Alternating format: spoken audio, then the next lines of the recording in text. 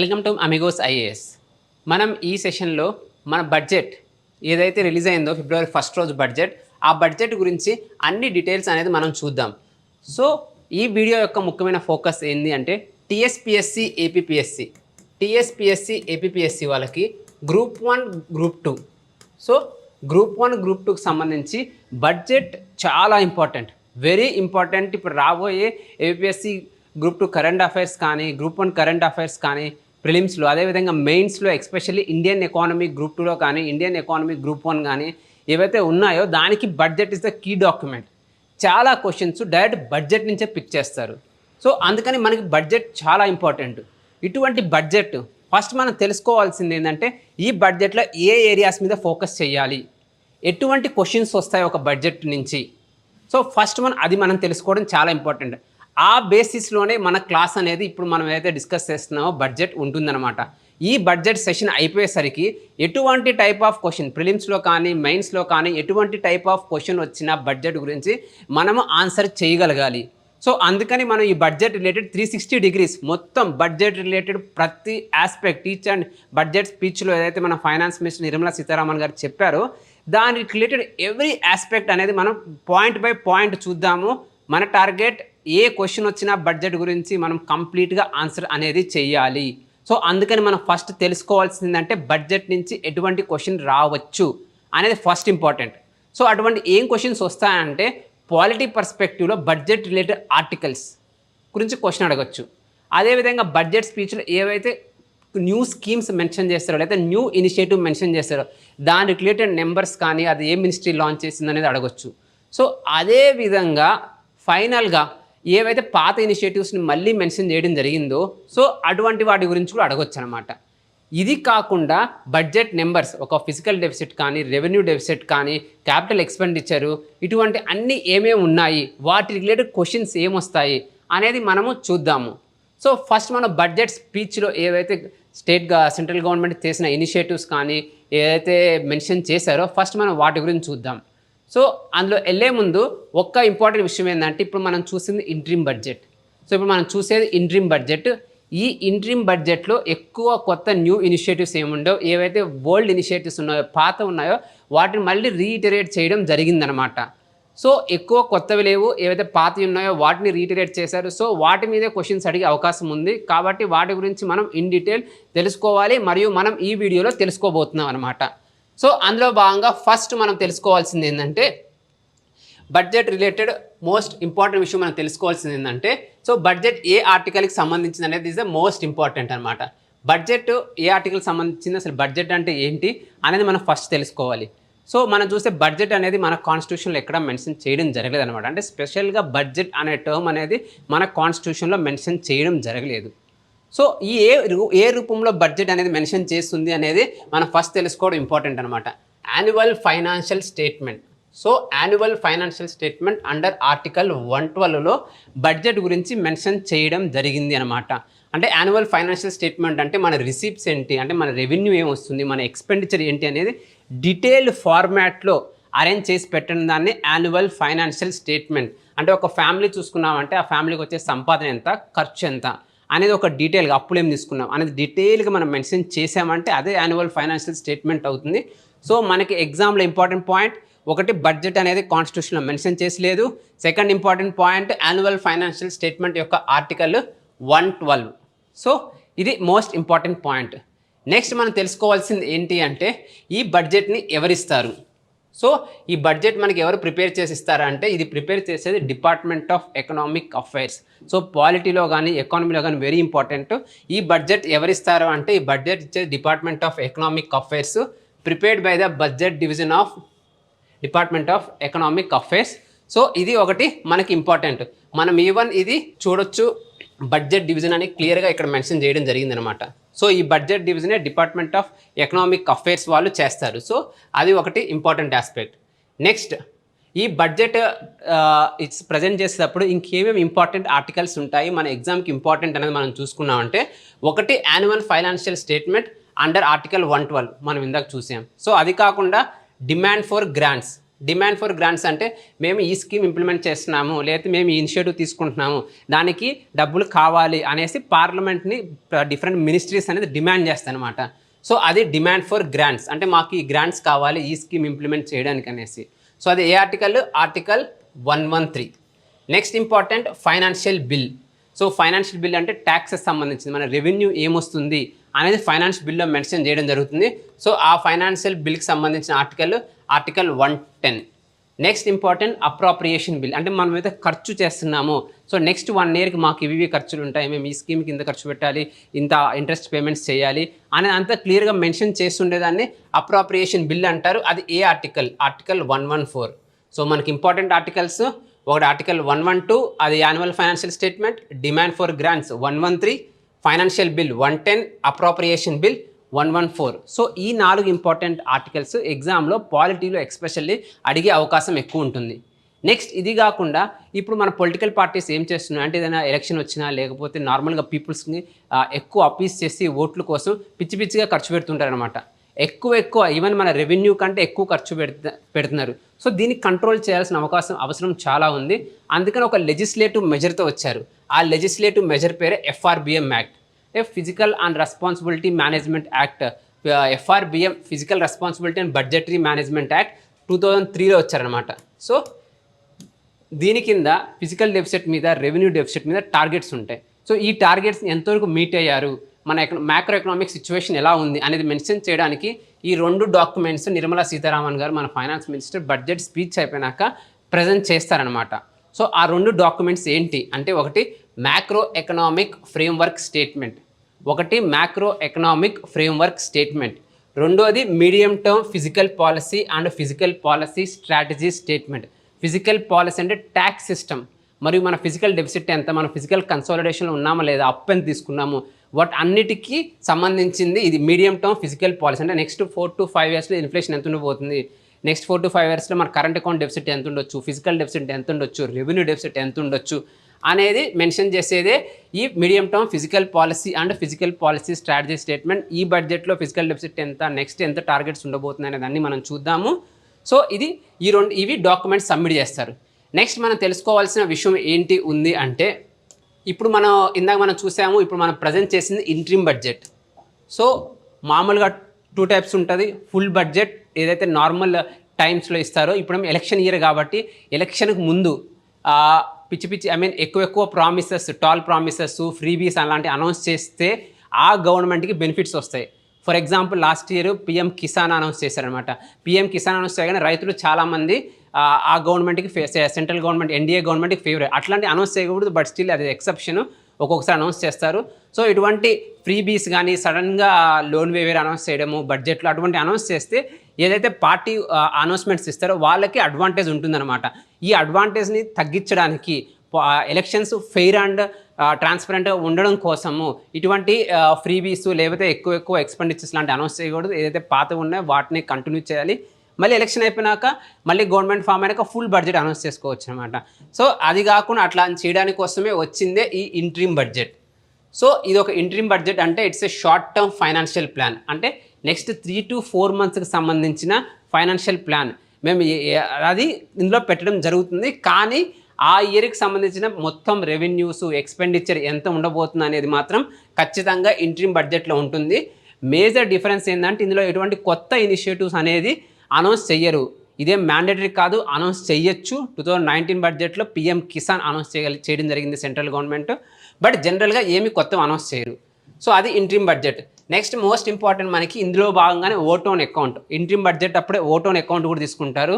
ఈ ఓటోన్ అకౌంట్ ఏంటంటే నెక్స్ట్ 3 monthsకి సంబంధించి జస్ట్ గవర్నమెంట్ యొక్క అప్రాప్రియేషన్ బిల్.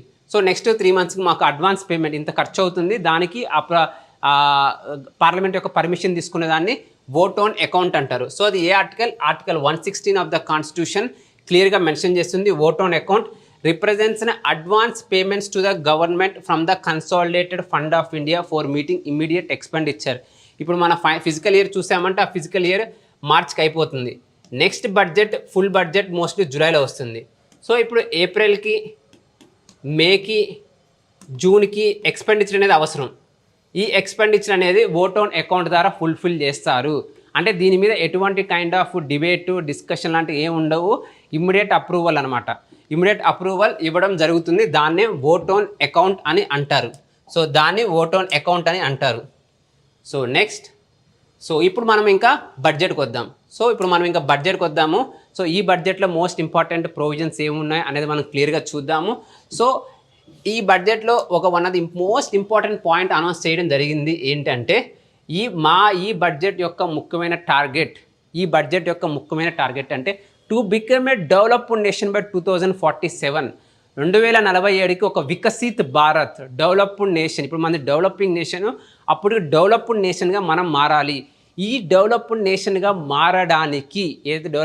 మారడానికి ఏవైతే ఇనిషియేటివ్స్ కావాలో అది మేము ప్రతి బడ్జెట్లో అనౌన్స్ చేసుకుంటూ వెళ్తాము. సో అందులో భాగంగానే ఈ బడ్జెట్లో మేము అనౌన్స్ చేసింది దానికి సంబంధించి మా టార్గెట్ ఏంటంటే వికసిత్ భారత్, అంటే డెవలప్డ్ ఎకానమీ అవ్వాలి. సో ఇక్కడ మా విజన్ ఏంటి అంటే 2047కి ఎలా ఉండాలి మన నేషన్, అంటే డెవలప్డ్ నేషన్ అవ్వాలి. కానీ అది ఎలా ఉండాలి అనేది మనం చూసామంటే గవర్నమెంట్ యొక్క టార్గెట్ ఏంటంటే prosperous Bharat in harmony with nature అంటే green growth, environmental friendly growth, sustainable development అనేది ఉండాలి. That is in harmony with nature. Next modern infrastructure అంటే ఒక డిజిటల్ కావచ్చు, physical infrastructure like roads, airports, ships, social infrastructure, hospitals, schools ఏవైతే ఉన్నాయో అవన్నీ మోడర్న్గా ఉండాలి. మోస్ట్ అడ్వాన్స్డ్గా ఇన్ఫ్రాస్ట్రక్చర్ అనేది ఉండాలి. పీపుల్స్కి అందరికీ మీట్ అవ్వాలి. Next opportunities for all. So మనం ఇంత మంచి ఇన్ఫ్రాస్ట్రక్చర్ అనేది క్రియేట్ చేస్తున్నాము. ఈ ఇన్ఫ్రాస్ట్రక్చర్ నుంచి ఏదైతే గ్రోత్ కానీ వస్తుందో, ఏదైతే ఆపర్చునిటీస్ వస్తాయంటే జాబ్స్ క్రియేట్ అవ్వడం కానీ, లేకపోతే ఎడ్యుకేషన్ ఫెసిలిటీస్ రీచ్ అవ్వడం కానీ, హెల్త్ ఫెసిలిటీస్ కానీ, ఇవన్నీ ప్రతి ఒక్కరికి అనేది రీచ్ అవ్వాలి. దీన్నే ఏమంటారంటే ఇన్క్లూజివ్ గ్రోత్ అంటారు. సో ఇలా వెళ్ళేదాన్నే ఇన్క్లూజివ్ గ్రోత్ అంటారనమాట. సో మనం ఏదైతే డెవలప్డ్ నేషన్ అవుతున్నామో ఈ డెవలప్డ్ నేషన్ యొక్క బెనిఫిట్స్ అనేది ప్రతి ఒక్క వ్యక్తికి రీచ్ అవ్వడం అనేది చాలా important. So this is the vision. So ఏదైనా మెయిన్స్ రిలేటెడ్ ఎగ్జామ్స్లో కానీ ఎక్కడ అడిగినప్పుడు మనం రాయొచ్చు. అదే విధంగా మన ఇండియన్ ఎకానమీలో ఎంసీక్యూలు అడగొచ్చు అనమాట. What is the vision of the Viksit Bharat? ఇంతకుముందు theme of the 12th finance commission అని అడిగేవాళ్ళు. ఇప్పుడు ఏంటంటే vision of the Viksit Bharat అంటే 2047కి ఫస్ట్ క్వశ్చన్ ఎప్పటికి మనం వికసిత్ భారత్ అని అడగొచ్చు. అది 2047 దానికి ఉన్న విజన్ ఏంటి అనేది క్వశ్చన్స్ అడిగే అవకాశం ఉంది. సో ఇది మనం తెలుసుకోవాలి. నెక్స్ట్ డెవలప్మెంట్ మంత్ర. మనం ఏ విధంగా డెవలప్ అవ్వాలనుకుంటున్నాం, మన డెవలప్మెంట్ మంత్ర ఏంటి అనేది నెక్స్ట్ మనం చూడాల్సింది డెవలప్మెంట్ మంత్ర. సో అంటే ఈ గవర్నమెంట్ ఏదైతే ప్రజెంట్ ఎగ్జిస్టింగ్ గవర్నమెంట్ ఉందో దానికంటూ ఒక మంత్ర అనేది ఉందన్నమాట. మేము ఎలా చేస్తాం డెవలప్మెంట్ అంటే మన బడ్జెట్లో మెన్షన్ చేసింది ఏంటంటే ఫస్ట్ 2014 ఏదైతే ఎన్డీఏ గవర్నమెంట్ రావడం జరిగిందో అప్పుడు మా మంత్ర ఏంటంటే సబ్కా సాత్ సబ్కా వికాస్, అందరితోనూ అందరి యొక్క డెవలప్మెంట్. సో అందరిని కలిసి తీసుకెళ్తూనే అందరూ డెవలప్ అవ్వాలి. అంటే ఒక కుటుంబంలో 5గురికి బెనిఫిట్స్ అనేది రీచ్ అవ్వాలి, 5గురు డెవలప్ అవ్వాలి. ఏదైతే ఉంటుందో సిమిలర్గా మన వాళ్ళు అందరూ అవ్వడమే సబ్కా సాత్ సబ్కా వికాస్. సో ఇది 2014లో అంటే కాంప్రహెన్సివ్ డెవలప్మెంట్ ఫర్ ఆల్. 2019కి వచ్చేసరికి గవర్నమెంట్ ఇంకొత్త మంత్రాతో వచ్చింది. అదేంటంటే సబ్కా సాత్ సబ్కా వికాస్ సబ్కా విశ్వాస్, ఎవ్రీ వన్ యొక్క ట్రస్ట్. మనం ఏదైతే చేస్తున్నామో అది ప్రతి ఒక్కరి నమ్మకం అనేది ఉండాలన్నమాట. సో సబ్కా ట్రస్ట్ అంటే కరప్షన్ అనేది రెడ్యూస్ అవ్వడము, డీబీటీ ద్వారా ట్రాన్స్ఫర్స్ చేయడము, సెక్యూరిటీ అందరికీ ప్రొవైడ్ చేయడం, అంటే independent of caste, religion, gender అందరికీ అన్ని బెనిఫిట్స్ అనేది రీచ్ అవ్వాలి, అందరికీ ఉండదు. దాన్నే సబ్కా విశ్వాస్ అంటారనమాట. సో ఇప్పుడు ప్రజెంట్ 2047కి మన గవర్నమెంట్ పెట్టిన మంత్ర ఏంటంటే సబ్కా సాత్ సబ్కా వికాస్ సబ్కా విశ్వాస్ సబ్కా ప్రయాస్. అంటే మనం ఏదైతే డెవలప్ అవ్వాలో దానికి అందరి యొక్క కృషి అవసరం అన్నమాట. సో ఇప్పుడు మనం 2047కి డెవలప్డ్ ఎకానమీ, ఒక ఫ్యామిలీ పెరగాలి అంటే 5గురు ఉన్న ఫ్యామిలీలో ఉన్న అందరు కష్టపడితేనే అది ఆ ఫ్యామిలీ అభివృద్ధి చెందుతుంది. అదేవిధంగా మనకి ఏదైతే 140 crore పీపుల్ ఉన్నారో వాళ్ళందరూ వాళ్ళ వంతు కృషి దేశం కోసం చేసినప్పుడే మనము డెవలప్డ్ ఎకానమీ బై 2047 మనం రీచ్ అవుతాము. సో ఇందులో భాగంగానే ఒక 3 words అనేది మెన్షన్ చేయడం జరిగింది. ఇది మన మెయిన్స్లో కానీ చాలా ఇంపార్టెంట్. మనకున్న స్ట్రెంగ్త్స్ ఏంటి అనే విధం మీద, అంటే మనం ఈ Viksit Bharat developed nation by 2047 అవుతున్నాము. సో దీంట్లో భాగంగా మనకున్న స్ట్రెంగ్త్స్ ఏంటి అని మనం చూసామంటే దే హ్యావ్ క్లియర్లీ మెన్షన్డ్. ఒకటి డెమోగ్రఫీ. సో ఒకటి డెమోగ్రఫీ అంటే హై పాపులేషన్. సో మన పాపులేషన్ ఎక్కువ పాపులేషన్ ఉంది కదా, స్ట్రెంగ్త్ ఎలా అయిందంటే మనకున్న కాన్సెప్ట్ ఏంటంటే డెమోగ్రఫిక్ డివిడెండ్. అంటే వర్కింగ్ ఏజ్ పాపులేషన్ అంటే 15 to 64 years age, mostly working age population. ఎవరైతే పని చేయగలరు అంటే ఎవరైతే ఊరికే ఇంట్లో ఖాళీగా కూర్చొని ఎకానమీకి ఏమి కాంట్రిబ్యూట్ చేయని వాళ్ళు కాదు, దేశానికి ఏదైనా కాంట్రిబ్యూట్ చేయగలరు, ఎనర్జీ ఉన్నవాళ్ళు ఎవరో 15 to 64 ఇయర్స్ జనరల్గా క్యాలిక్యులేట్ చేసేది. ఇది నియర్లీ 68% ఉన్నారు. మన ఇండియా యావరేజ్ ఏజ్ వచ్చి 27, వెరీ యంగ్ నేషన్. సో ఇంతమంది వర్కింగ్ ఏజ్ పాపులేషన్ ఉన్నారు. సో వాళ్ళందరికీ కానీ సరైన హెల్త్, ఎడ్యుకేషన్, స్కిల్ డెవలప్మెంట్ ఇచ్చామంటే మంచి మంచి జీతాలు తెచ్చుకోగలుగుతారు, జీడిపి గ్రోత్కి ఎంతో కాంట్రిబ్యూట్ చేయగలుగుతారు అనమాట. సో అదేవిధంగా democracy. So India is a democratic nation. Democracy అంటే అందరి పీపుల్స్ యొక్క కన్సెన్సస్ అండ్ ఇష్టం మీదే మన ఎకానమీ అనేది నడుస్తుంది అనమాట. So this is democracy. Next diversity. So India is a diverse nation, geographical, regional, linguistic, ethnicity, very diverse nation. ఈ diversity strength of the Indian nation. అందుకే మనం యూనిటీ ఇన్ డైవర్సిటీ అంటాము. ఇండియాకు ఒక one of the biggest strength ఉందంటే అది diversity. So suppose for example ఈ diversity మనకి ఎలా బెనిఫిట్ అవుతుందంటే, సపోజ్ టూరిజం చూసామంటే మన దగ్గర డెసర్ట్స్ ఉంటాయి, coastal areas, hills, mountains, plains, Himalayas, అన్ని రకాల జోగ్రఫికల్ సిస్టమ్స్ ఉంటాయి. సో దానికి టూరిజం బెనిఫిట్ అవుతుంది. సపోజ్ మన రిలీజియస్ డైవర్సిటీ చూసామంటే మన దగ్గర Hindu, Muslim, Christianity, Sikh, Jews, Parsis అన్ని కమ్యూనిటీస్ వాళ్ళు ఉంటారు. సో దీంతో మనకి ఒకటి good different types of food, language అన్నీ అవైలబుల్ అవుతాయి విత్ రెస్పెక్ట్ టు రిలీజన్ అనేది. అదేవిధంగా మనం ఏదైనా రిలేషన్స్ చేసుకోవాలి, ఇంటర్నేషనల్ రిలేషన్స్ మెయింటైన్ చేసామంటే అరబ్ నేషన్స్తో మన కంట్రీ ఉన్న Muslims can act as a soft power మనకి. అదేవిధంగా క్రిస్టియానిటీ చూసుకున్నామంటే మన దగ్గర good amount of christian population ఉంది. This act as a soft power with the western nations. So ఇటువంటి డైవర్సిటీ అనేది ఇండియాకి ఎప్పుడూ స్ట్రెంగ్త్ అనమాట. సో మనం చూసుకోవాల్సింది డెమోక్రసీ, డైవర్సిటీ. సో ఈ మూడు అనేది ఇండియా ఒక స్ట్రెంగ్త్. సో వీటన్నిటిని యూజ్ చేసుకుని సబ్కా ప్రయాస్ అందరికి కష్టపడితే we can reach a developed India by 2047 అనమాట. So this is the Viksit Bharat యొక్క స్ట్రాటజీ. సో నెక్స్ట్ మనం చూడబోతున్నాము. సో ఇప్పుడు మనం చూడబోయేది ఏంటంటే ఈ స్లైడ్లో ఈ గవర్నమెంట్ లాస్ట్ 10 ఇయర్స్లో ఏం చేసింది. సో ఈ government present existing government NDA government last 10 ఇయర్స్లో తీసుకొచ్చిన రిఫార్మ్స్ ఏంటి, ఏం చేయడం వల్ల ఈ ఎకానమీ ఇంత స్టేబుల్గా ఉంది, independent of lot of external internal challenges మనం స్టిల్ ఒక రిసిలియంట్ స్టేబుల్ ఎకానమీగా ఎందుకు మెయింటైన్ చేయగలిగాము, మనకున్న స్ట్రెంగ్త్స్ ఏంటి, మన గవర్నమెంట్ ఏం చేసిందని మనం చూసామంటే first substantive development of all forms of infrastructure, physical, digital, social. Physical infrastructure అంటే roads, airports. So roads, airports, seaports ఇవి.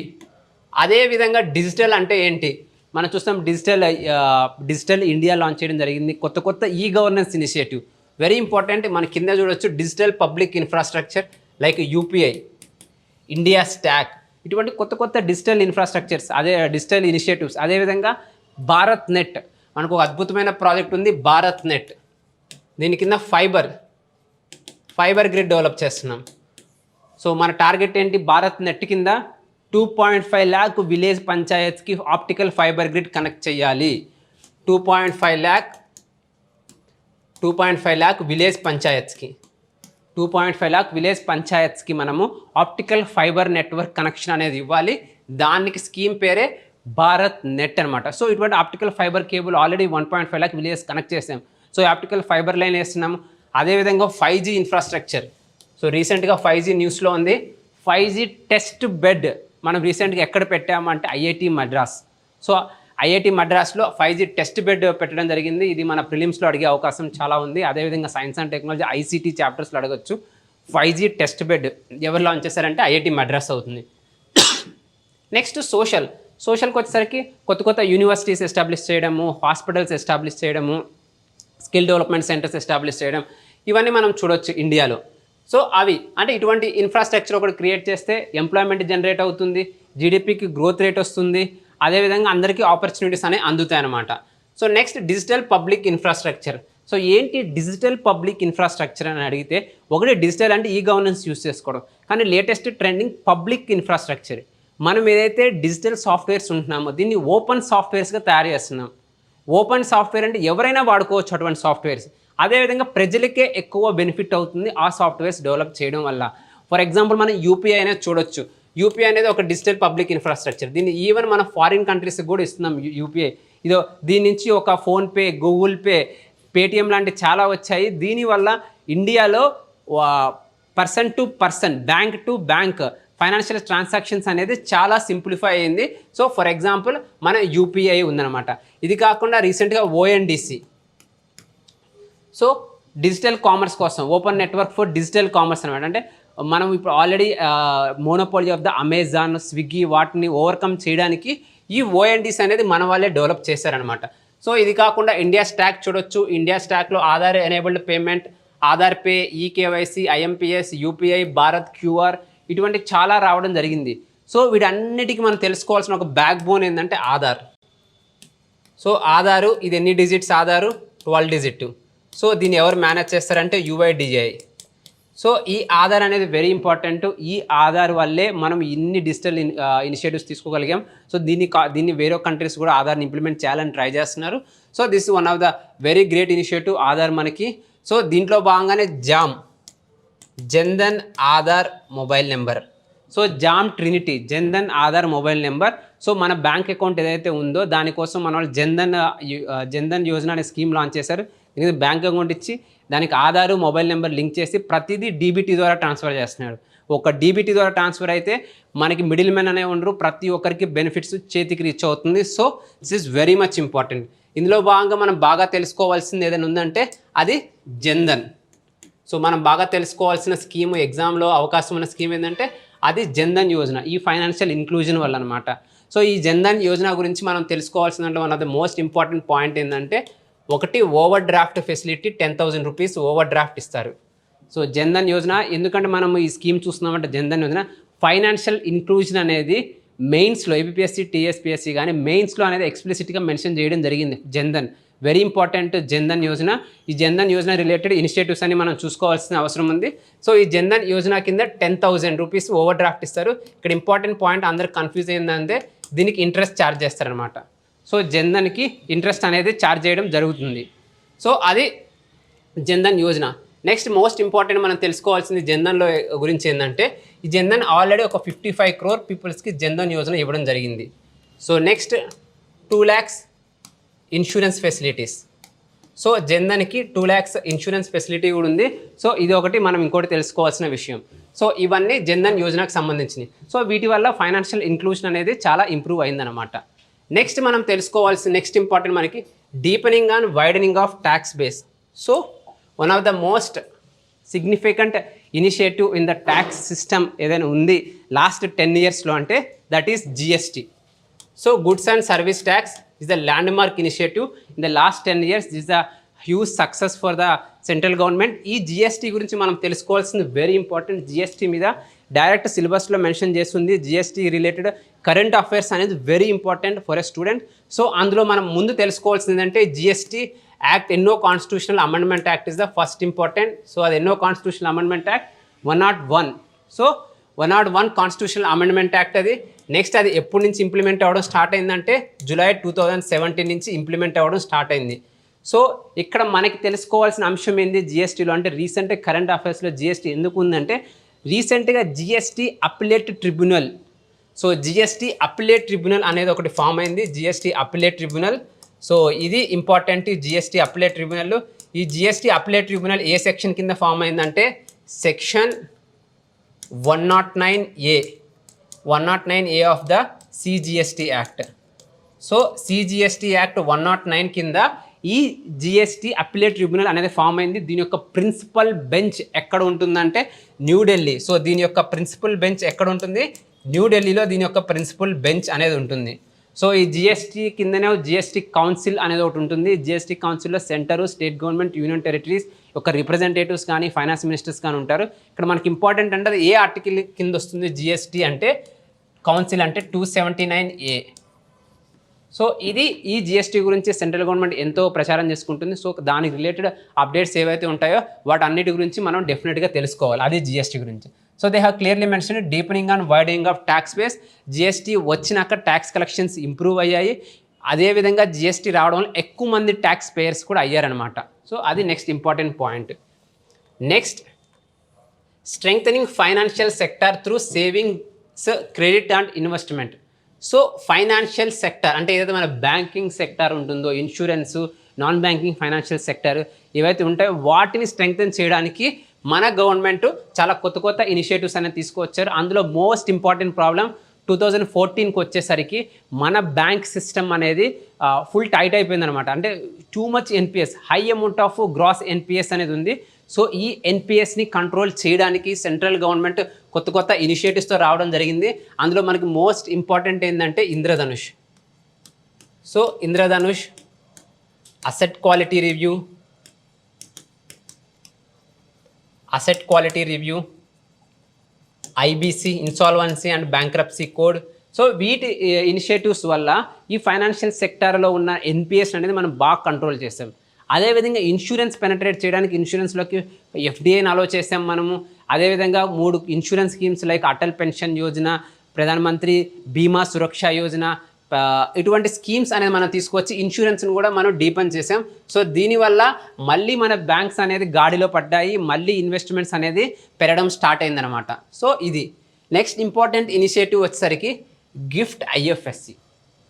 సో గుజరాత్లో ఉన్న గిఫ్ట్ సిటీ ఏదైతే ఉందో, అంటే ఈ గిఫ్ట్ సిటీ పెట్టడానికి ముఖ్య కారణం ఏంటంటే ఇప్పుడు ఫైనాన్షియల్ హబ్స్, ఎస్పెషల్లీ క్యాపిటల్ సెక్టర్లో ఫైనాన్షియల్ హబ్స్ ఏవైతే ఉన్నాయో అవి special London, New York, Singapore, Hong Kong లాంటి సిటీస్ ఉన్నాయి. అటువంటి సిటీ ఒకటి ఇండియాలో డెవలప్ చేయాలి, ఫారిన్ ఇన్వెస్టర్స్ వచ్చి మన స్టాక్స్లో ఇన్వెస్ట్ చేయాలనే ఉద్దేశంతో ఒక ఐఎఫ్ఎస్సి అనేది ఇంటర్నేషనల్ ఫైనాన్షియల్ సర్వీస్ ఎక్స్చేంజ్ అనేది పెట్టడం జరిగింది. సో దీంట్లో భాగంగా ఆబ్జెక్టివ్ ఈ గ్లోబల్ క్యాపిటల్ని అట్రాక్ట్ చేయడం అన్నమాట. సో దీంట్లో భాగంగా చాలా ఇన్సెంటివ్స్ అనేది ఇస్తున్నారు ఎవ్రీ ఇయర్ బడ్జెట్లో. అందుకని గిఫ్ట్ సిటీ అప్డేట్స్ ఏదైతే లాస్ట్ 1 ఇయర్లో ఉంటాయో అవి మన కరెంట్ అఫైర్స్లో చాలా ఇంపార్టెంట్. సో ఈ గిఫ్ట్ సిటీకి ఉన్న కొన్ని ఇంపార్టెంట్ అప్డేట్స్ మనం చూసామంటే, ఒకటి గిఫ్ట్ సిటీలో ఇండియాస్ ఫస్ట్ ఫారిన్ సిటీ, ఇండియాలో ఫస్ట్ టైం ఒక ఫస్ట్ ఫారిన్ యూనివర్సిటీ ఎస్టాబ్లిష్ చేయడం జరిగింది. అది ఆస్ట్రేలియా యూనివర్సిటీ, అది డేకిన్. సో డేకిన్ యూనివర్సిటీ వాళ్ళు ఫస్ట్ ఒక బ్రాంచ్ అనేది మన ఇండియాలో ఓపెన్ చేశారు. అది ఎక్కడంటే గిఫ్ట్ సిటీలో ఓపెన్ చేశారు. నెక్స్ట్ ఇంకెందుకు గిఫ్ట్ సిటీ న్యూస్లో ఉంది లాస్ట్ 1 ఇయర్లో అంటే, Google fintech operation centre. So Google వాళ్ళు ఫిన్టెక్ ఆపరేషన్ సెంటర్ అనేది ఎస్టాబ్లిష్ చేశారనమాట మన గిఫ్ట్ సిటీకి వచ్చేసరికి. అదేవిధంగా ఎక్సిమ్ బ్యాంక్, మన ఎక్స్పోర్ట్స్ ఇంపోర్ట్స్ బ్యాంక్ ఏదైతే ఉందో ఎక్సిమ్ బ్యాంక్ వాళ్ళు ఒక ఎక్సిమ్ ఫిన్ సర్వ్ అనే ఒక సబ్సిడరీ, ఎక్సిమ్ ఫిన్ సర్వ్ అనే సబ్సిడరీని గిఫ్ట్ సిటీలో పెట్టారు. సో ఈ 2 financial sector related initiatives. So very important, ఇది మన గిఫ్ట్ సిటీలో జరిగే ఇనిషియేటివ్స్ కాబట్టి అడిగే అవకాశం ఉంది. ఇంకొక అప్డేట్ ఏంటంటే గిఫ్ట్ సిటీ గురించి, ఏదైతే సావరిన్ వెల్త్ ఫండ్స్ ఏవైతే పెన్షన్ ఫండ్స్ ఏవైతే ఉంటాయో వాటిని గిఫ్ట్ సిటీలో ఇన్వెస్ట్ చేసామంటే 0 ట్యాక్స్, కంప్లీట్ ట్యాక్స్ హాలిడే ఇవ్వడం జరిగింది. అది ఈ బడ్జెట్లో ఎక్స్టెండ్ చేశారు, అది మనం తర్వాత డిస్కస్ చేద్దాం. Next, proactive inflation management. అదేవిధంగా ఈ గవర్నమెంట్ వచ్చినాక వెరీ యాక్టివ్గా ఇన్ఫ్లేషన్ అనేది మనం కంట్రోల్ చేయగలిగాము. సో 2013-14 టైంలో చూస్తుంటే మన ఇన్ఫ్లేషన్ 8-9%, 10% ఉంది. అటువంటి ఇన్ఫ్లేషన్ అనేది మనం ఇప్పుడు చాలా కంట్రోల్ చేస్తాం, వెరీ మోడరేట్గా వచ్చాం మన ఇన్ఫ్లేషన్. ఇది ఇన్ఫ్లేషన్ అనేది తక్కువ కంట్రోల్లోకి రావడానికి గల కారణం ఎందుకంటే, ఒకటి monetary policy committee. So central government RBI establish చేసిన మానిటరీ పాలసీ కమిటీ ఒకటి ఇంపార్టెంట్. ఇదే విధంగా ఏవైతే inflation related measures, export restrictions, essential commodities act amendment, అంటే హోర్డింగ్ని కంట్రోల్ చేయడానికి ఎసెన్షియల్ కమోడిటీస్ యాక్ట్ అమెండ్మెంట్ కూడా చేశారనమాట. సో ఇలాంటి మెజర్స్ అనేది తీసుకొని ఇన్ఫ్లేషన్ అనేది మన వాళ్ళు చాలా కంట్రోల్ చేయడం జరిగింది. So next last important point, last 1 ఇయర్లో ఏం జరిగిందంటే, all parts of the country becoming active participants in the economic growth. అంటే దేశంలో ఉన్న ప్రజలు మొత్తము ఎకనామిక్ గ్రోత్ కోసము కాంట్రిబ్యూట్ చేశారు, అందరూ కాంట్రిబ్యూట్ చేయగలిగారు. అంటే వాళ్ళ ఓన్ ఇనిషియేటివ్ లైక్ మైగోవ్ ప్లాట్ఫామ్కి వచ్చేసరికి వాళ్ళు పాలసీ రిలేటెడ్ ఇన్ఫర్మేషన్ ఇవ్వడం చేయడం కానీ, అదేవిధంగా ప్రతి ఒక్కరు ఎడ్యుకేషన్ లెవెల్స్ ఇంప్రూవ్ అయ్యి ప్రతి ఒక్కరు ఎంప్లాయ్మెంట్ ఆపర్చునిటీస్ తెచ్చుకొని వాళ్ళు కాంట్రిబ్యూట్ అవ్వడం కానీ. సో ప్లస్ మనకి ఏదైతే ఇనిషియేటివ్స్ తీసుకున్నారో, geographical barriers like north eastern పార్ట్స్ని ఎక్కువ ఎక్స్క్లూడ్ చేయకుండా వాళ్ళకు కూడా బెనిఫిట్స్ అనేది రీచ్ అవ్వడం. అదేవిధంగా ట్రైబల్స్ ఉంటారో వాళ్ళ కోసం సపరేట్ ఇనిషియేటివ్స్ తీసుకొని వచ్చి వాళ్ళని కూడా ఎకనామీలో భాగం చేయడము. సో ఇటువంటి ఇనిషియేటివ్స్ వల్ల అందరినీ పార్టిసిపేట్ చేశారనమాట ఎకనామిక్ గ్రోత్. సో నెక్స్ట్ అది important. So last important point relating to the global context. ఇది స్పెషల్గా మన బడ్జెట్లో మెన్షన్ చేయడం జరిగిందనమాట గ్లోబల్ ఇనిషియేటివ్స్. సో అందులో ఏంటి అంటే అది in terms of global context. మనం ఇది వెరీ ఇంపార్టెంట్. ఈ global context mains related very important. Last 4 years నుంచి ఎక్స్టర్నల్ సెక్టర్ అనేది చాలా పరిస్థితి చాలా బాగాలేదు. ఎందుకు బాగలేదంటే వన్ ఆఫ్ ద రీజన్ ఏంటంటే యూఎస్ చైనా వార్. ఒకటి యూఎస్ చైనా వారు డొనాల్డ్ ట్రంప్ ఉన్నప్పుడు చైనా నుంచి వచ్చే ఇంపోర్ట్స్ మీద రెస్ట్రిక్షన్స్ అనేది ఇంపోజ్ చేశారు. సెకండ్ అదేవిధంగా కోవిడ్-19.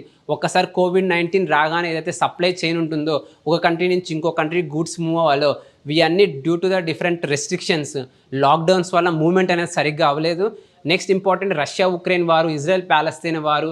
ఈ వార్స్ వల్ల ఏమవుతుందంటే ఏదైతే ఆ ఏరియాస్ నుంచి రావాల్సిన goods, for example Russia Ukraine నుంచి ప్రపంచం మొత్తం డిపెండ్ అయ్యేది వీటు, ఫెర్టిలైజర్స్, సన్ఫ్లవర్. సో ఎప్పుడైతే వీటి మీద రెస్ట్రిక్షన్స్ మూవ్మెంట్ ఆగిపోయిందో వరల్డ్ వైడ్ వీట్ ప్రైజెస్ అనేది పెరగడం జరిగింది. So world wide inflation పెరిగిందనమాట.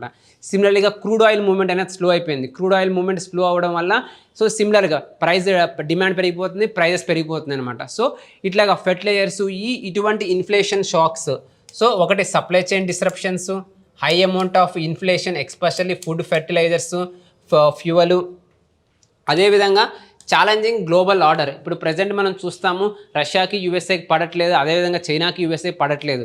So ఇటువంటి పరిస్థితుల్లో మనం చాలా జాగ్రత్తగా మన వెస్టెడ్ ఇంట్రెస్ట్ ఎక్కడైతే ఉన్నాయో, సపోజ్ రష్యా ఉక్రెయిన్ వార్ వల్ల ఆయిల్ ప్రైస్ పెరిగాయి, కానీ మన వెస్టెడ్ ఇంట్రెస్ట్ ఏంటంటే మనకు తక్కువ ఆయిల్ కావాలి. అందుకని ఈవెన్ రష్యా మీద రెస్ట్రిక్షన్స్ ఉన్నా మనం రష్యా నుంచి చాలా ఆయిల్ అనేది డిస్కౌంట్ రేట్లో ఇంపోర్ట్ చేసుకోగలిగాం. అంటే సో ఈ చేంజ్ ఇన్ గ్లోబల్ ఆర్డర్లో కూడా మన ఇండియన్ ఎకానమీ చాలా బాగా పనిచేసింది.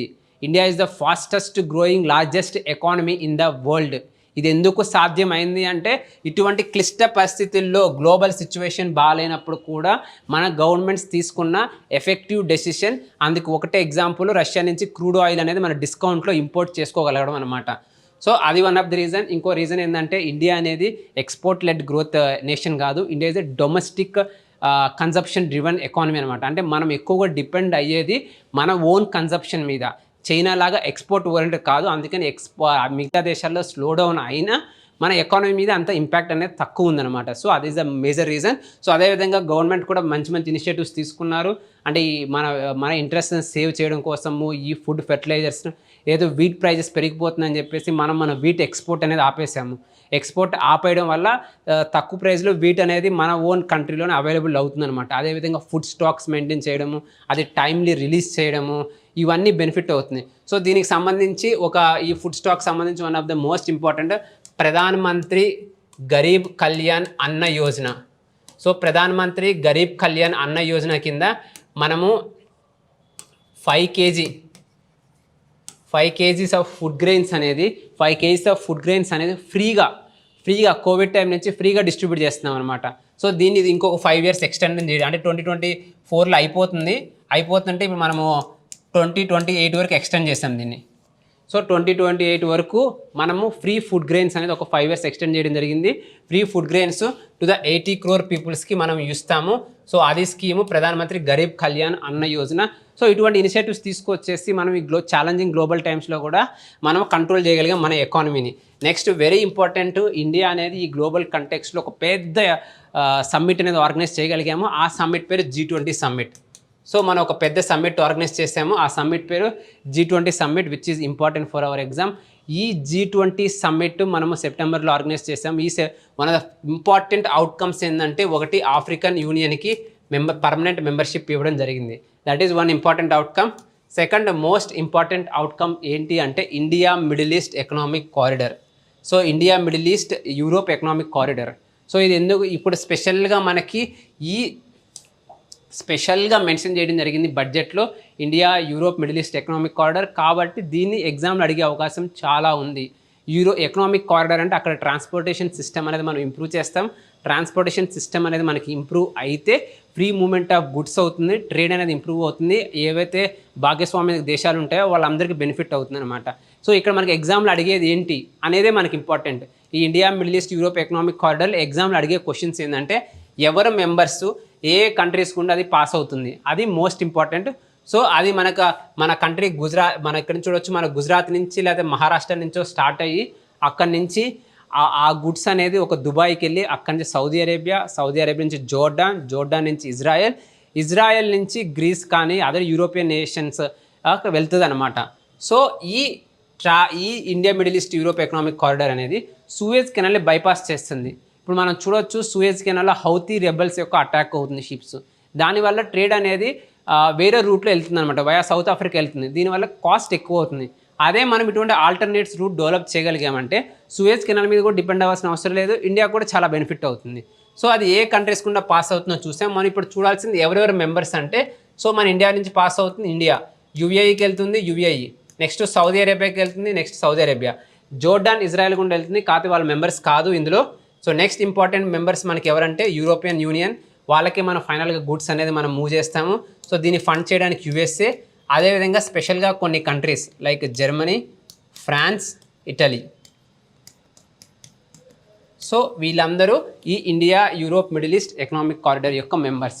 సో ఇది మన బడ్జెట్లో సెంట్రల్ గవర్నమెంట్ మేము చేసిన గొప్ప విషయాలు అనేది ఎక్స్ప్లిసిట్గా మెన్షన్ చేయడం జరిగిందనమాట. సో ఇది ఎగ్జామ్లో అడిగే అవకాశం ఉంది కాబట్టి మనము చూసుకోవాలి. నెక్స్ట్, సో ఇంత బాగా చేసాం మేము ఎకానమీ, దీనివల్ల ఏమేమి బెనిఫిట్స్ వచ్చాయి అనేది మనం చూద్దాం. సో ఇందులో వాళ్ళు ఎక్స్ప్లిసిట్గా మెన్షన్ చేసింది ఒకటి declining CAD of the GDP అన్నారు. సో ఇది ఒకటి క్లియర్గా మెన్షన్ చేయడం జరిగింది. డిక్లైనింగ్ ద క్యాడ్ అంటే కరెంట్ అకౌంట్ డెఫిసిట్, దీన్ని ఏం రిప్రజెంట్ చేసిద్ది అంటే మన రిలేషన్ విత్ ఎక్స్టర్నల్, మన economy in relation with external sector, మన ఎక్స్పోర్ట్స్ ఇంపోర్ట్స్ ఎలా ఉన్నాయి, మనకి అవుట్ సైడ్ నుంచి రెమిటెన్స్ ఎన్ని వచ్చాయి, వాటన్నిటిని దృష్టిలో పెట్టుకోని చెప్తుంది. సో మనం చూడొచ్చు, సో ఇది <2% ఉంది. సో చూస్తాం, సో <2% ఉంది క్యాడ్, అంటే చాలా తక్కువ. ఇంతకు ముందు టైంలో 4.5 కూడా ఉంది క్యాడ్, అంటే 2012-13 టైంలో. సో ఇంత హై క్యాడ్ నుంచి క్యాడ్ ఎక్కువ ఉందంటే రిసోర్సెస్ అనేది మన దగ్గర నుంచి ఫారిన్ కంట్రీస్కి వెళ్ళిపోతుంది అనమాట. సో ఇప్పుడు ఆ క్యాడ్ అనేది తక్కువ ఉంది. సో అది ఒకటి మనకి important. Next declining unemployment ratio. So చూడవచ్చు అన్ఎంప్లాయ్మెంట్ రేషియో ఒకప్పుడు 6.1 ఉంటే ఇప్పుడు 3.2కి వచ్చింది అన్ఎంప్లాయ్మెంట్ రేషియో. సో ఇది ఒకటి, అన్ఎంప్లాయ్మెంట్ రేట్ కూడా తగ్గుతుంది. Next most important declining gross national performing assets. So ఇది ఎగ్జామ్లో డైరెక్ట్గా అడిగే క్వశ్చన్ అనమాట. ఇప్పుడు జిఎన్పిఏ ఎంత ఉంది అనేది అడిగే క్వశ్చన్, వెరీ ఇంపార్టెంట్, ప్రతి స్టూడెంట్ ఖచ్చితంగా తెలుసుకోవాల్సింది. సో మనం 11.2 కూడా చూసాం ఒకనో టైంలో హైయెస్ట్, అది ఫైనాన్షియల్ ఇయర్ 2018లో. అది వచ్చేసరికి ఫైనాన్షియల్ ఇయర్ 2022, సో అది వచ్చేసరికి 5.8%. సెప్టెంబర్ 2023 అంటే ఒక 6 months బ్యాక్ ఎంత ఉంది ఈ గ్రాస్ ఎన్పిఏ అని చూస్తే అది జస్ట్ 3.2% ఉందన్నమాట ఈ gross NPA. Next important rising volume of digital transactions. అంటే ఎందుకు పెరుగుతున్నాయి ఈ డిజిటల్ ట్రాన్సాక్షన్స్ అంటే దానికి ఒకటే రీజన్. సో దానికి ఒకటే రీజన్ ఎందుకు తగ్గుతుంది అంటే పెరుగుతున్నాయంటే మన వాళ్ళు యూపీఐ ఇంట్రొడ్యూస్ చేశారు, డిజిటల్ ఎకానమీని ఎంతో ప్రోత్సహించడం జరుగుతుంది కాబట్టి డిజిటల్ ట్రాన్సాక్షన్స్ అనేది మనకు పెరిగిపోతుంది అనమాట. Next most important rise in average monthly gross GST collections. అంటే జిఎస్టీ మనం ఇందాక చూసాం 2017లో ఇంట్రొడ్యూస్ చేశారు. 2017లో ఇంట్రొడ్యూస్ చేసినప్పుడు అది 90,000 per month ఉందన్నమాట జిఎస్టీ కలెక్షన్స్. ఇప్పుడు 1.7 lakh. వెరీ ఇంపార్టెంట్ ఇది. మనకి సిలబస్లో tax, direct indirect tax, GST అని ఎక్స్ప్లిసిట్గా మెన్షన్ చేయడం జరిగింది కాబట్టి దాని యొక్క నెంబర్స్ మనల్ని ఎగ్జామ్లో అడిగే అవకాశం ఉంది, అది మనం తెలుసుకోవాలి. సో యావరేజ్ ఇప్పుడు ఫైనాన్షియల్ ఇయర్ 2024కి వచ్చేసరికి 1.7, లాస్ట్ ఇయర్ వచ్చేసరికి 1.5 ఉంది యావరేజ్ మంత్లీ కలెక్షన్స్. సో మనం ఈ ఇంక్రిమెంట్ అనేది చూడవచ్చు, ఆల్మోస్ట్ 90% ఇంక్రిమెంట్, డబుల్ అయింది ఆల్మోస్ట్. మన జిఎస్టీ కలెక్షన్స్ అనేది ఆల్మోస్ట్ డబుల్ అయినాయి, అంటే growth rate of nearly 7 to 8% అనేది వచ్చిందనమాట. So next fall in headline inflation. మనం ఎందుకు చూసాము 2014కి వచ్చేసరికి 9.4 ఉంటే ఈ year expected 5.5. So year expected headline inflation అనేది అంటే సిపిఐలో చూస్తున్నాము. సో 2 రకాల ఇన్ఫ్లేషన్స్ ఉంటాయి, ఒకటి హెడ్లైన్, ఇంకోటి కోర్ ఇన్ఫ్లేషన్.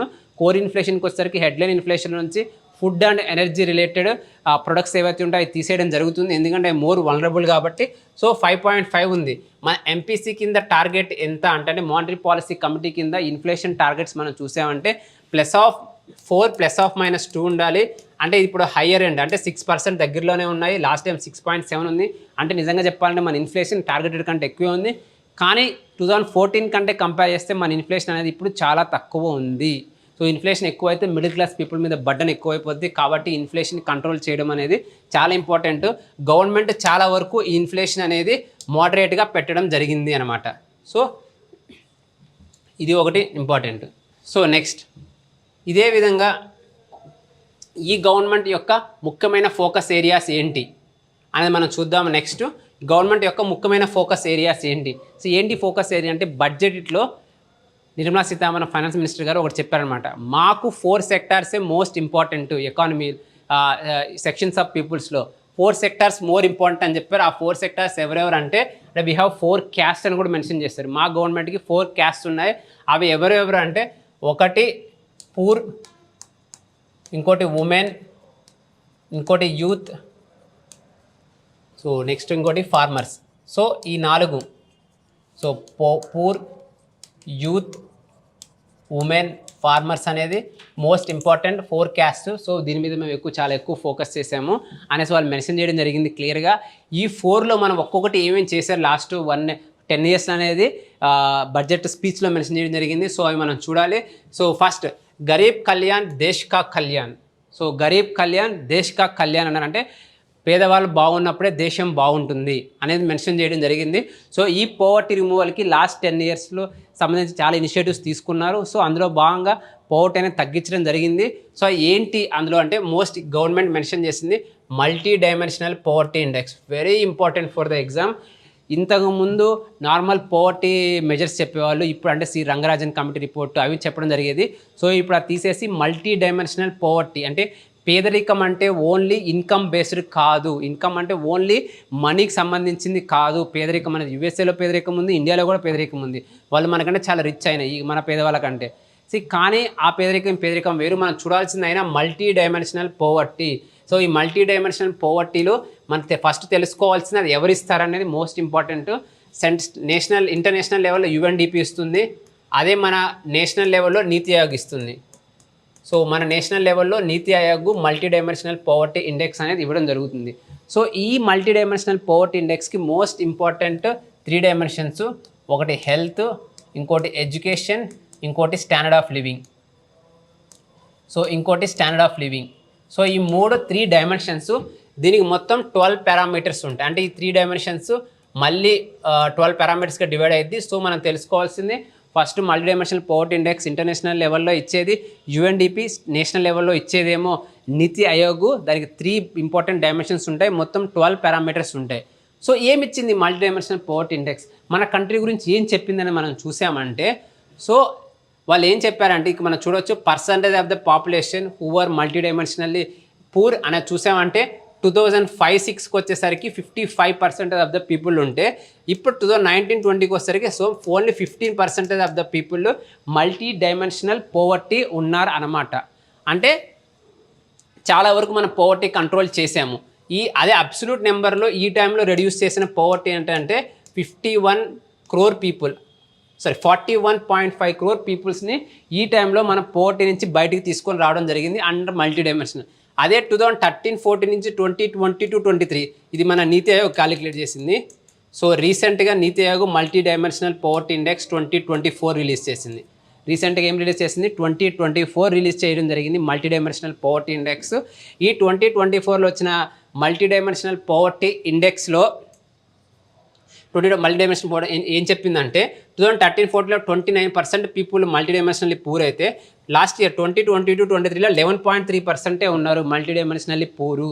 సో మనం ఎంత తగ్గించామంటే అబ్సల్యూట్ నెంబర్లో చూస్తే 25 crore పీపుల్, అంటే ఈ 10 సంవత్సరాల్లో 25 కోట్ల మంది మల్టీ డైమెన్షనల్ పోవర్టీ నుంచి బయటపడ్డారు. So this is very important for the exam. Next important point ఏంటి అని మల్టీ డైమెన్షనల్. సో ఈ రిపోర్ట్ 2024లో ఏం మెన్షన్ చేసిందంటే హైయెస్ట్ ఏ స్టేట్ నుంచి మల్టీ డైమెన్షనల్ పూర్ నుంచి బయటకు తీసుకొచ్చామంటే యూపీ. సో యూపీలో ఎక్కువ మంది తీసుకొచ్చాము. అది ఎంతమంది అంటే 5.95 crore. సో 5.95 crore పీపుల్ అంటే 25 కోట్లలో 5.95 ఒక్క యూపీ నుంచి మనం మల్టీ డైమెన్షనల్ పోవర్టీ నుంచి బయటకు తీసుకోవచ్చు. అది ఒక పాయింట్. ఇంకో పాయింట్ ఏంటి, ఇప్పుడు highest multi dimensional poor a స్టేట్లో ఉన్నారు. సో ఇది very important multi dimensional poverty మన ఎకానమీకి, ఖచ్చితంగా గుర్తుపెట్టుకోవాలి ఇవన్నీ. సో ఎక్కడ ఎక్కువ అంటే బీహార్. ఇప్పటికీ బీహార్లో 52% ఆర్ మల్టీ డైమెన్షనల్లీ పూర్. ఇప్పటికీ బీహార్లో 52% people are they multi dimensionally poor అనమాట. సో మనం అది ఈ బీహార్ యూపీ గురించి ఇది మల్టీ డైమెన్షనల్ పావర్టీ గురించి తెలుసుకోవాలి. సో ఈ రిపోర్ట్ ఇచ్చింది నీతి ఆయోగ్. లాస్ట్ 10 yearsలో మనం ఎంతమందిని బయట తీసుకొచ్చాం? 25 crores. సో ఇక్కడ మనం అన్నీ గుర్తుపెట్టుకోవాలి.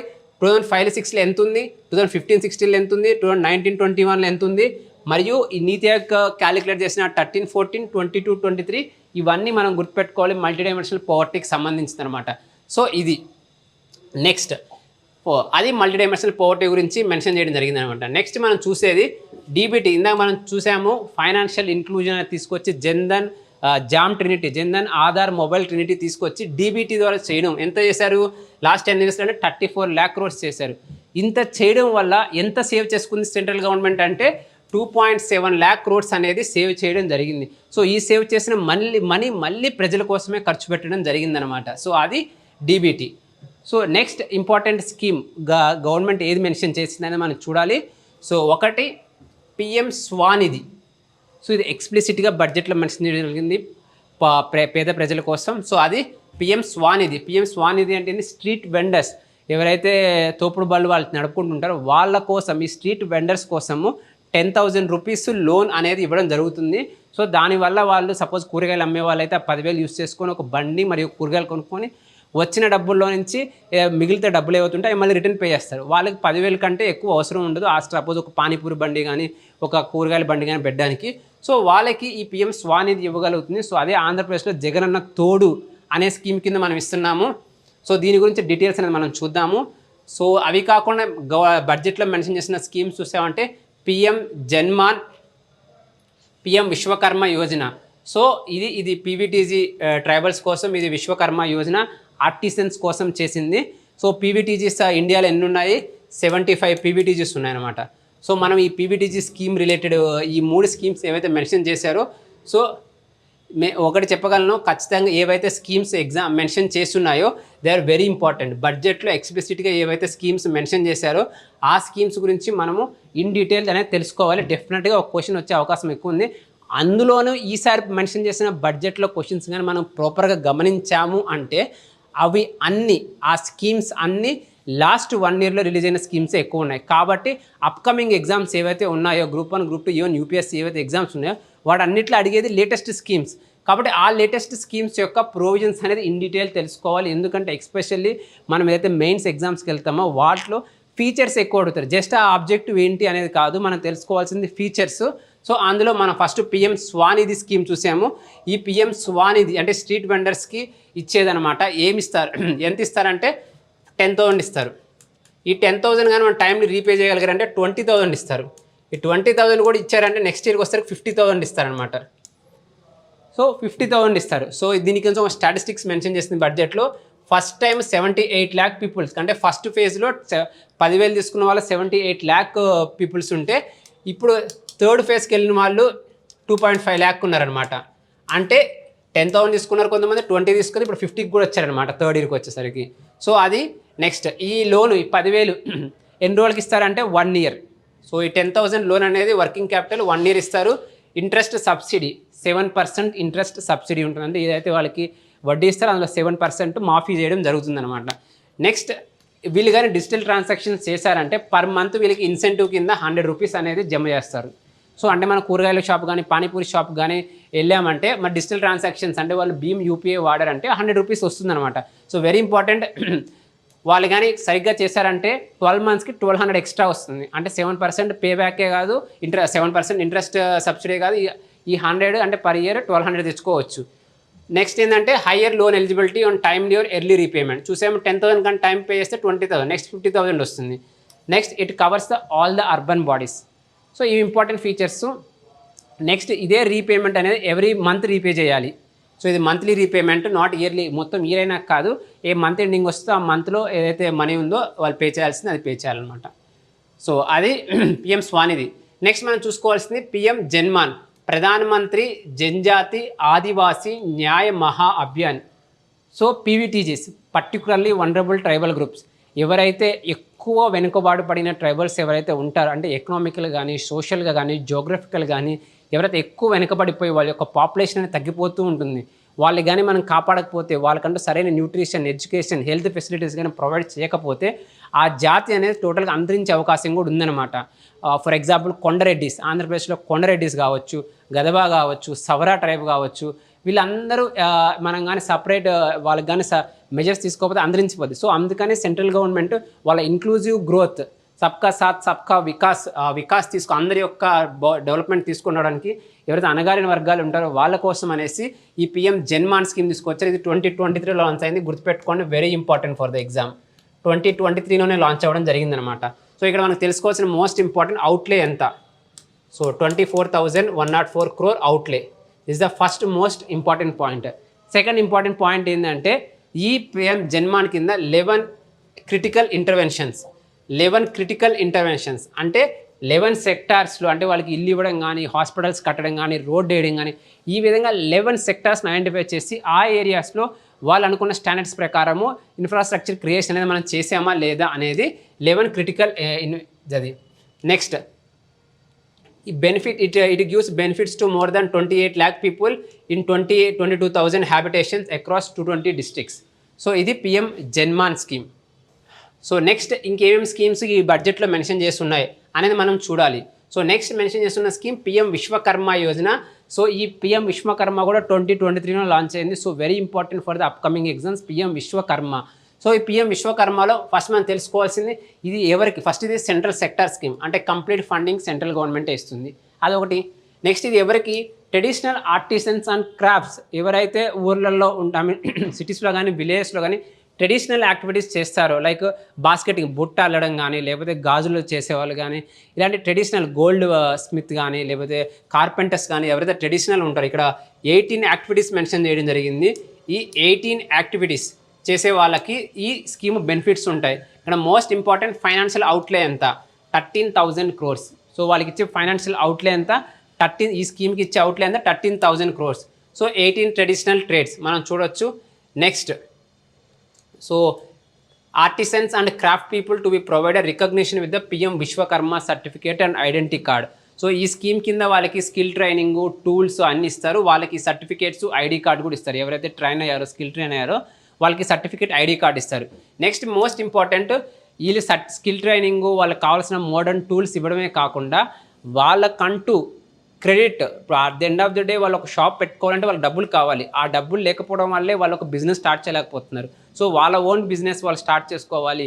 దానికోసం వాళ్ళకి 1 lakh ఫస్ట్ టైం 1 lakh ఇస్తారు. సో దాని టైంని రీపే చేశారంటే 2 lakh ఇస్తారు.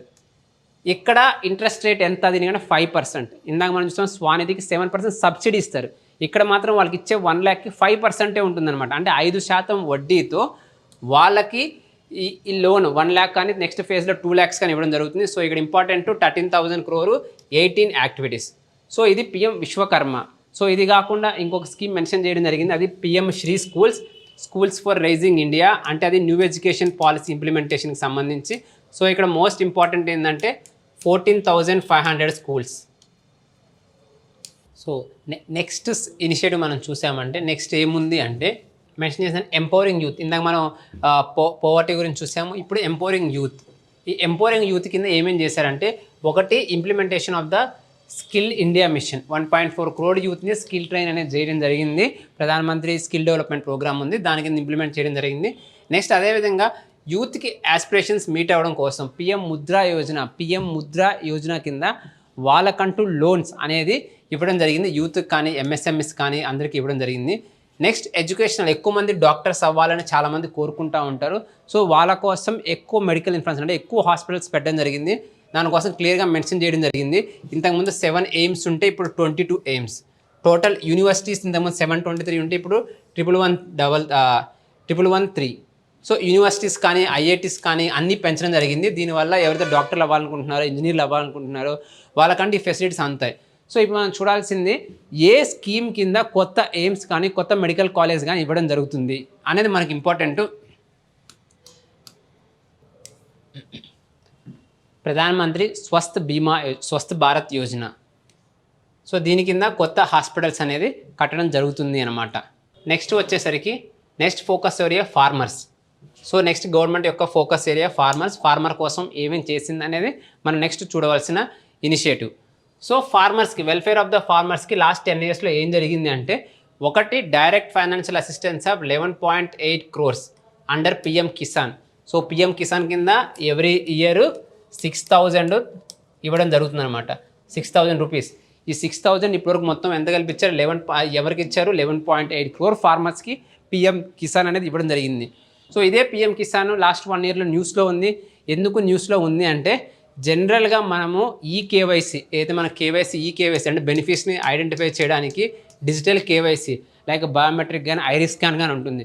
ఫస్ట్ టైం ఒక సెంట్రల్ గవర్నమెంట్ స్కీమ్లో facial recognition. So first time ఒక స్కీమ్లో ఫేషియల్ రికగ్నిషన్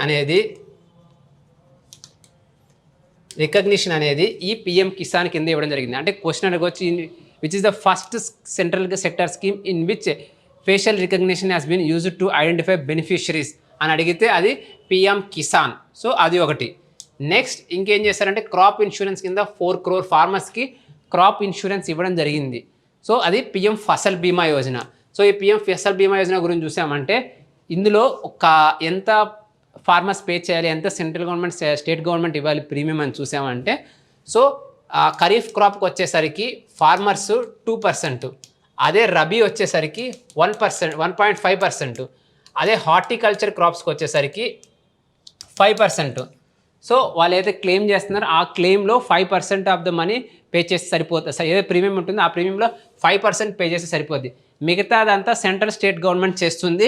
ఇనిషియల్గా లాంచ్ చేసినప్పుడు స్కీమ్ 50:50 రేషియో ఉండేది.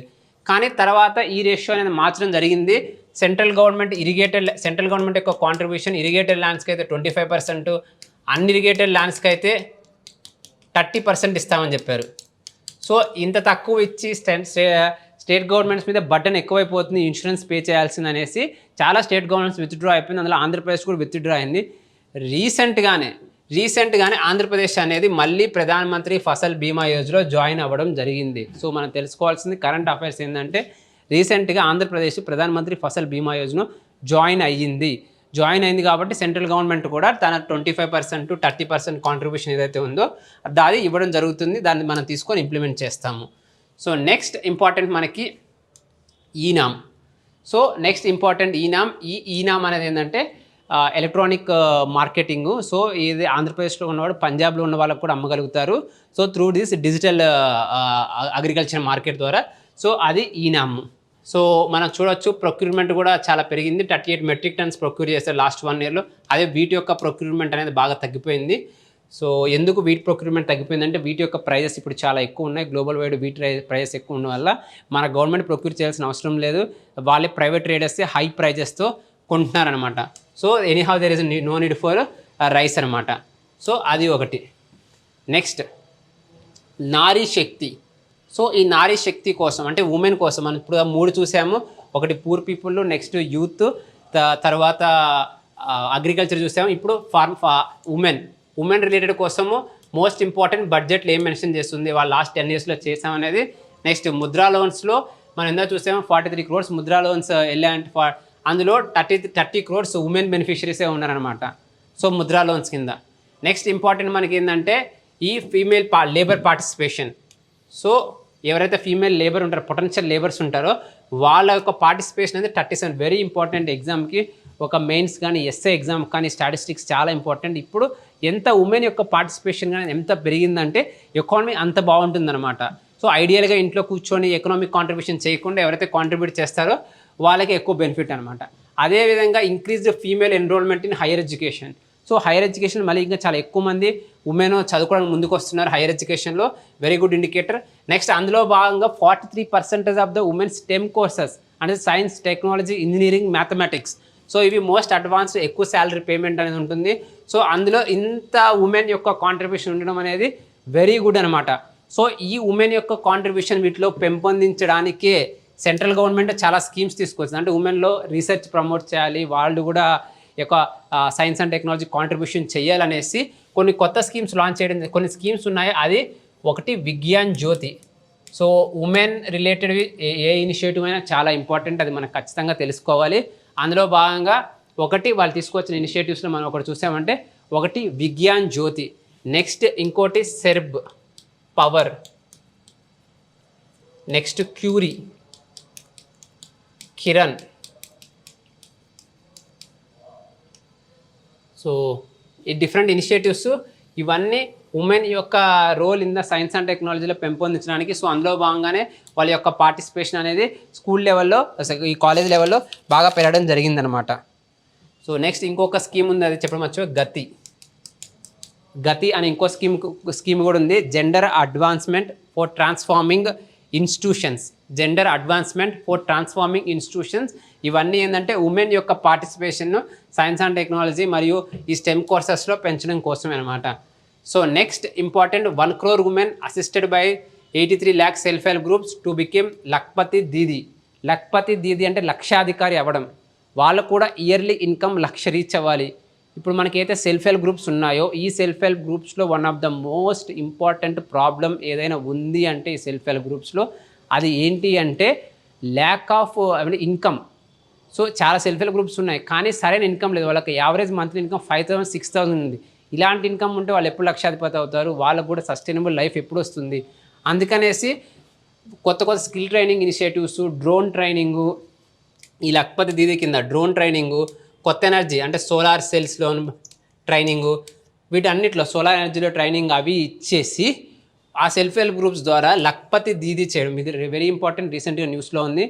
సో ఈ వాళ్ళ టార్గెట్ 2 crores ఉమెన్. ఇంతకుముందు టార్గెట్ 2 crores, ఇప్పుడు దాన్ని ఇంకొక 1 crore యాడ్ చేసి 3 crores అయ్యారనమాట. సో 3 crores ఉమెన్ని లక్పతి దీది అంటే లక్షాధికారిగా చేయడం అనేది ఈ స్కీమ్ యొక్క ముఖ్య ఉద్దేశం. So next 70% houses under PM Awas Yojana are given to women for rural areas. So ఇది ఒకటి.